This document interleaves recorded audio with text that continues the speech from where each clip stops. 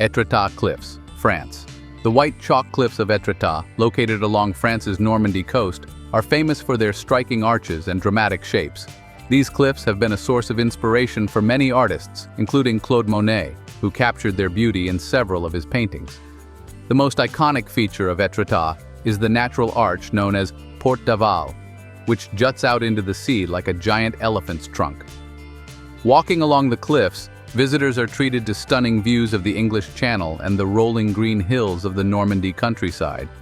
The contrasts between the white chalk, the blue ocean, and the lush greenery create a picturesque scene that feels like something out of a painting.